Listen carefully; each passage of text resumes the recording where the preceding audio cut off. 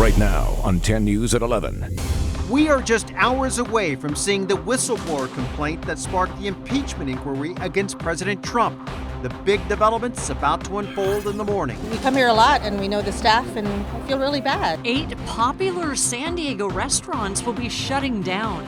The multi-million-dollar scandal surrounding their owner, one of the most well-known developers in the county. Plus, another major announcement expected from a local Republican powerhouse tomorrow.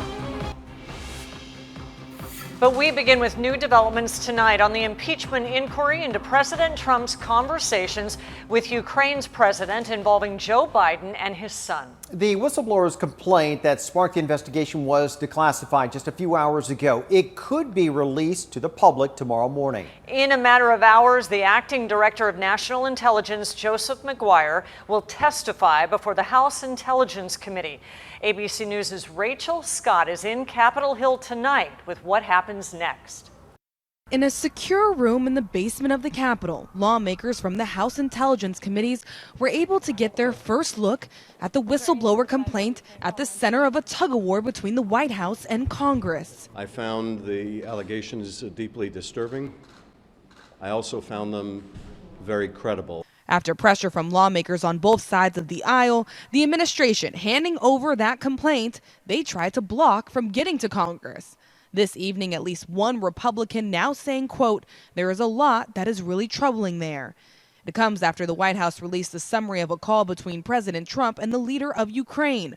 On Capitol Hill, the stark division between the two parties on full display. To impeach any president over a phone call like this would be insane. That is textbook abuse of power, and the transcripts have become Exhibit A. That call is believed to be tied to the whistleblower's complaint that the Inspector General found to be of urgent concern and credible. The president defending that call. You take a look at that call, it was perfect. I didn't do it. There was no quid pro quo. That document reveals the president repeatedly urged the president of Ukraine to work with his personal lawyer, Rudy Giuliani, to help investigate his potential 2020 rival, Joe Biden, and his son, who had business interests there. Today's release of the notes of the call by the White House confirms this behavior, which undermines the integrity of our election, the dignity of any presidency. And all of this comes just 24 hours after Pelosi launched that official impeachment inquiry. Now more than 200 House Democrats are behind that effort, but most Republicans in the Senate say those Democrats don't have a case. Rachel Scott, ABC News, Capitol Hill. Right now, the whistleblower complaint is sitting in 2 secured rooms so lawmakers can read it before it's made public in the morning. It is 10 to 12 pages long. It's partly redacted. Democrats want the full complaint and say acting National Intelligence Director Joseph Maguire is blocking lawmakers from seeing it. ABC News will air a special report tomorrow morning when Joseph Maguire goes before the House Intelligence Committee. It's expected to start about 6 a.m. You can watch it live right here on 10 News. All right, embattled Congressman Duncan Hunter will have to fend off another well-known Republican to hang on to his seat. Former Congressman Darrell Issa is expected to announce that he will run for the 50th district seat at a news conference coming up tomorrow. Our 10 News anchor Lindsay Pena is live at El Cajon, where he will make it official here in just a few hours. Lindsay. Yeah, that's right, Stephen. Kim, Darrell Issa is expected to make that announcement at about 8:30 tomorrow morning here in front of the Magnolia Theater in El Cajon. Although this news had been rumored, even political experts were surprised at the timing.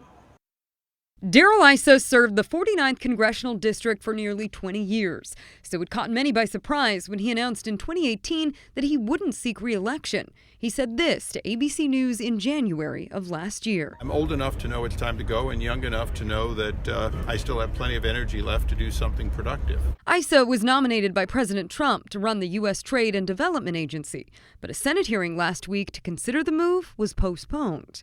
Now, sources confirming Issa will make a run for the 50th district. He's got so much going for him: money, name ID, and don't forget, one thing that he brings to the table is seniority.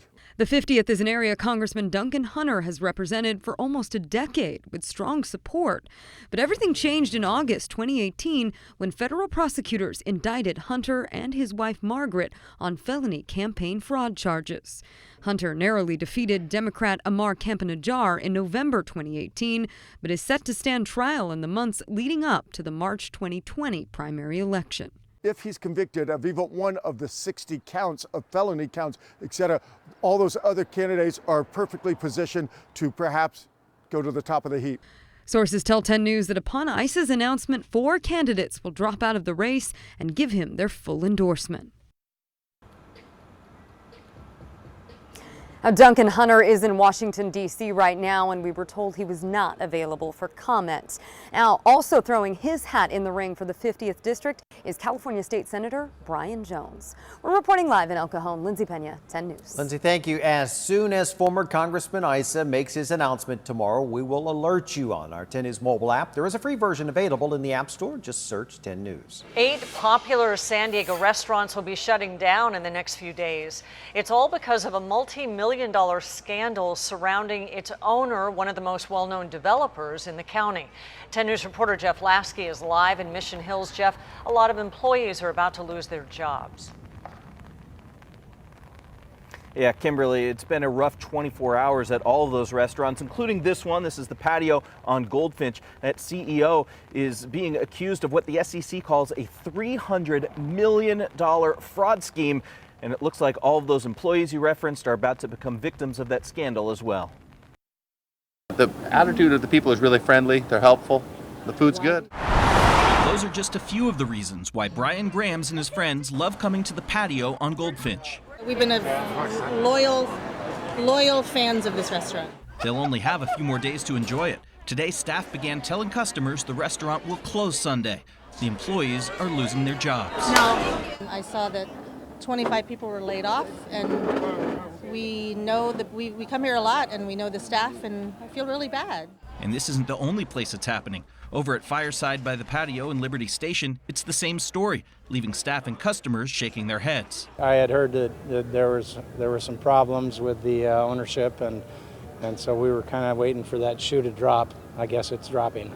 That shoe came in the form of this SEC lawsuit against CEO Gina Champion-Cain and her company A&I. Champion-Cain has long been one of San Diego's most well-known and respected businesswomen. Now she's accused of fraud, getting dozens of investors to sign up for a sham business opportunity. Court documents allege Champion-Cain raised more than $300 million, but poured it into her own businesses instead of the investments. Wow, look at that intrigue in San Diego. I had no idea. We reached out to Champion-Cain's spokesperson but didn't hear back. Her parking spot at A&I's Midway District office conspicuously empty, just as empty as 8 of her restaurants will be by next week. Cheers to the end of the patio. And the court appointed someone to oversee all of A&I's businesses, and they are keeping a handful of the restaurants open. That includes well-known spots like Patio Pacific Beach, Saska's, which is in Mission Beach, and the Surfrider locations in Ocean Beach and La Mesa.